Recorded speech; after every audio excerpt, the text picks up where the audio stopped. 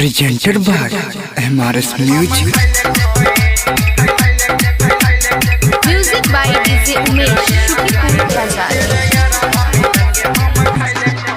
हर गाँव के छौरी से पट के हम तो बिगड़ गए। हर गाँव के छौरी से पट के हम तो बिगड़ गईनी ओकरा याद में रोज रे यारावा मिला के हम खाइले खैनी। ओकरा याद में रोज रे यारावा मिला के हम खाइले खैनी। गाँव के छौरी से हम तो पट के बिगड़ गईनी ओकरा याद में रोज रे यारावा मिला के हम खाइले खैनी। ओकरा याद में रोज रे यारावा मिला के हम खाइले खैनी। DJ Umesh, Shukipur Bazaar. अभी आप सुन रहे हैं सौली चौक वाली से MRS म्यूजिक की शानदार प्रस्तुति। हमारा दिलवा से दूर होके करते शादी रे।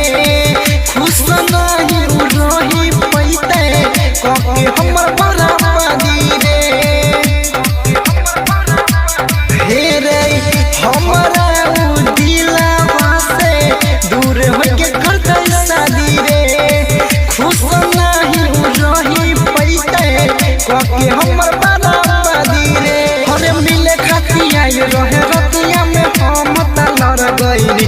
हरे मिले खाती आइल रहे रतिया में हम तलर गईनी। हरे लर गईनी ओकरा याद में रोज रे यारावा मिला के हम खाइले खैनी। ओकरा याद में रोज रे यारावा मिला के हम खाइले खैनी। DJ Umesh, Shukipur Bazaar. अभी आप सुन रहे हैं सौली चौक वाली से MRS म्यूजिक की शानदार प्रस्तुति।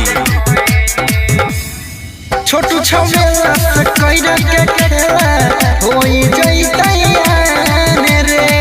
ओकरे चक्कर में सुनई रे यारबा चइल जइतै जाने रे।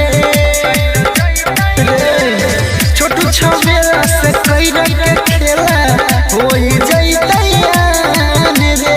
ओकरे चक्कर में सुनई रे यारबा चइल जइतै जाने रे।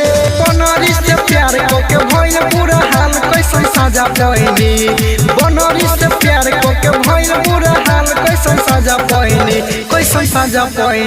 ओकरा याद में रोज रे यारावा मिला के हम खाइले खैनी।